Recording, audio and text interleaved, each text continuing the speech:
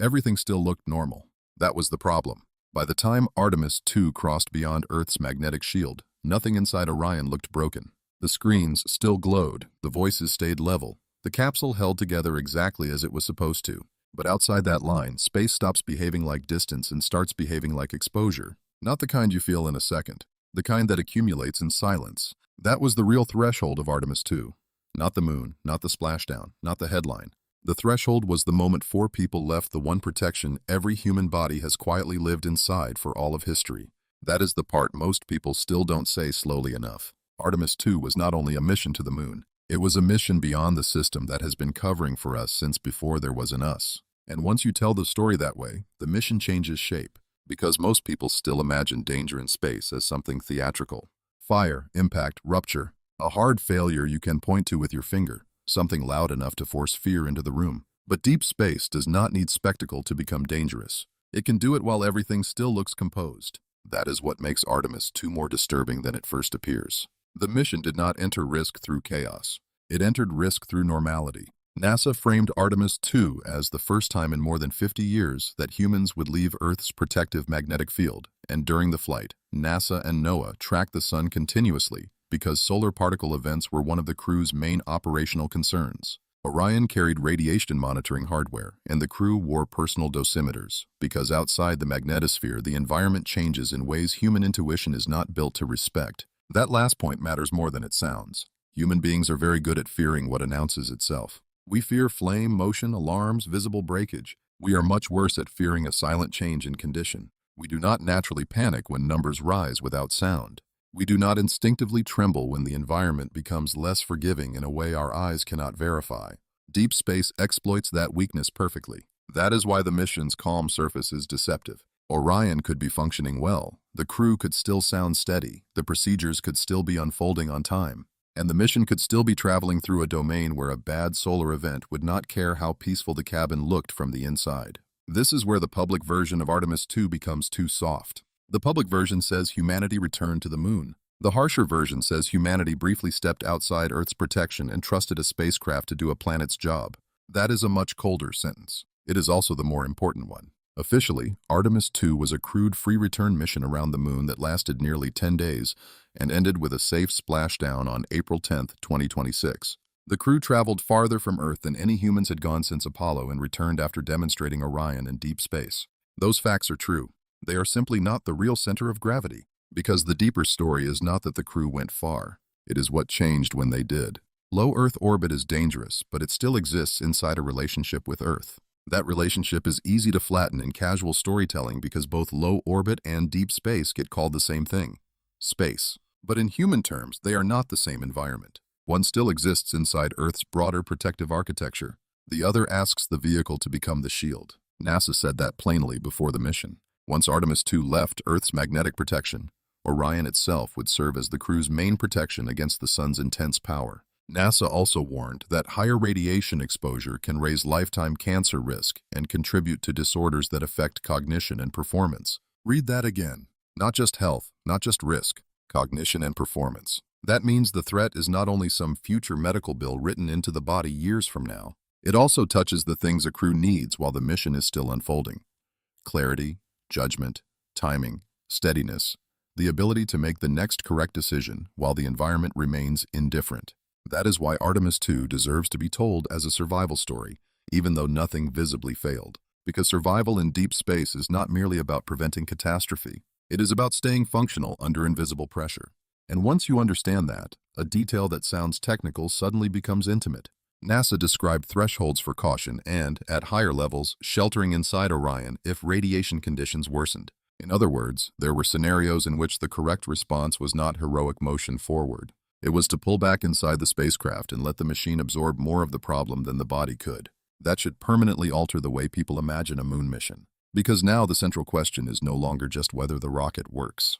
It is whether the human being remains protected enough to stay useful. The spaceship stops being a vehicle and becomes a temporary argument against the environment outside it.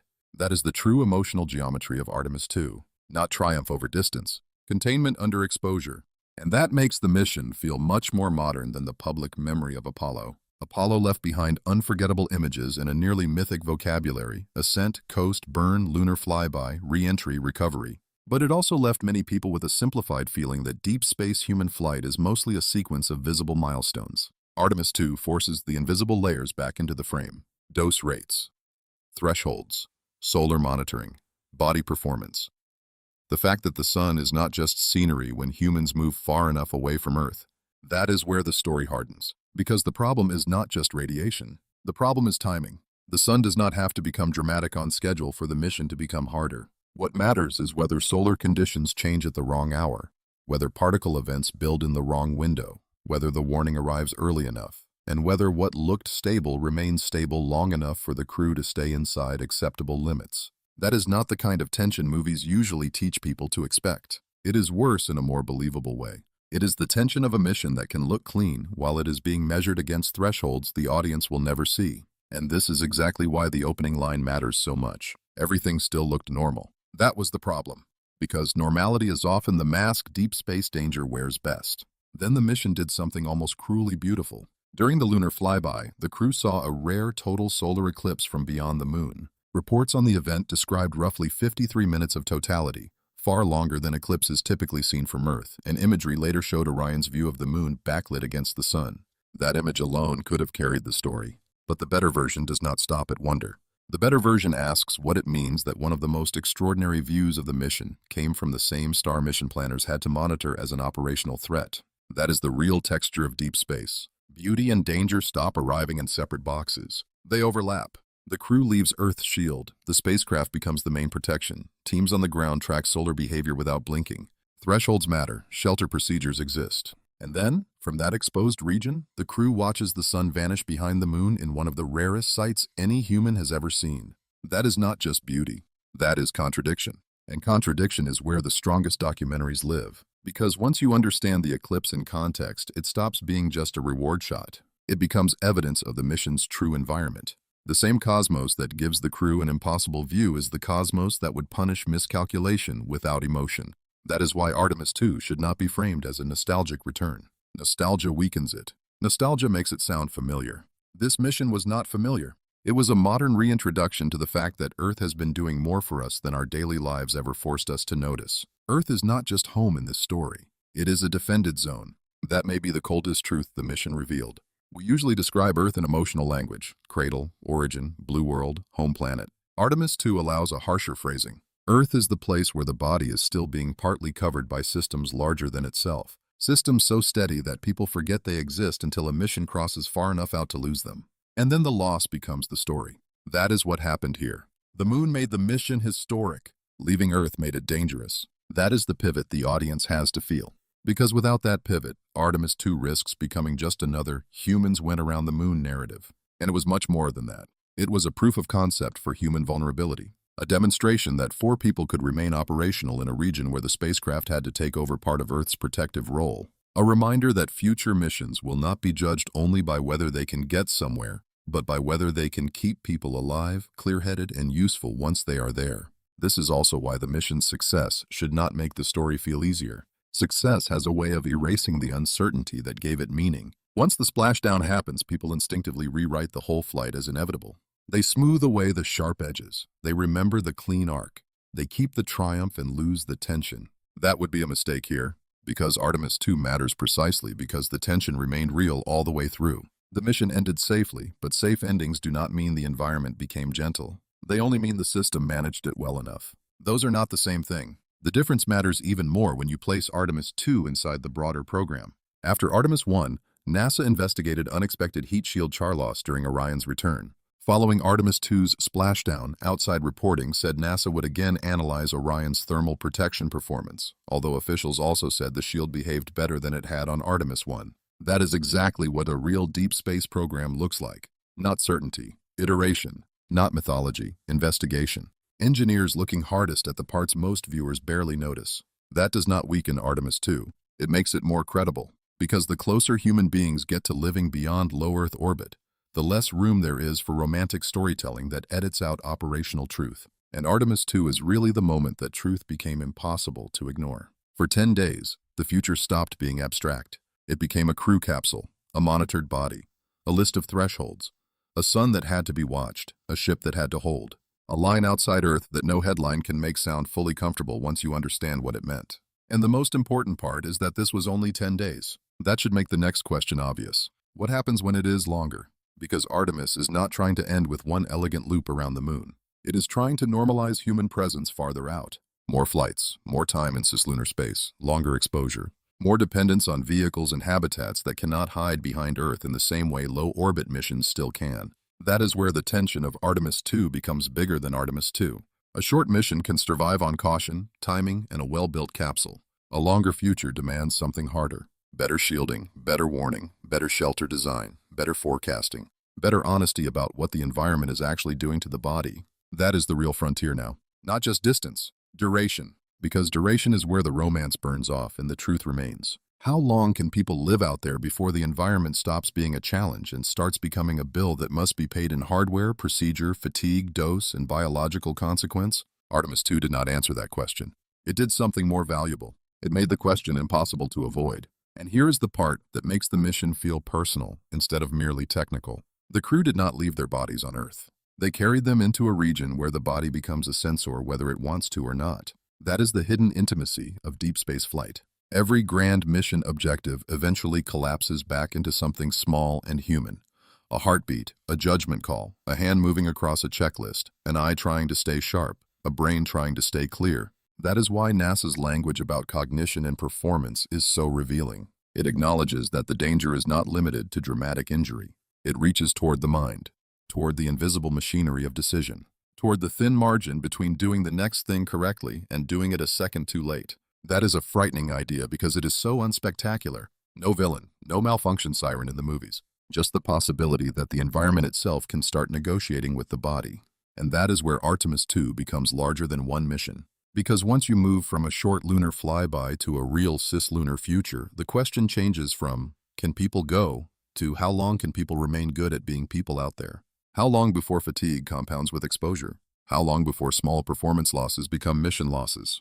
How long before the spacecraft is no longer simply a ride, but a permanent shelter that has to absorb the price of every day spent outside Earth's protection? Those are the questions Artemis II placed on the table without having to say them aloud.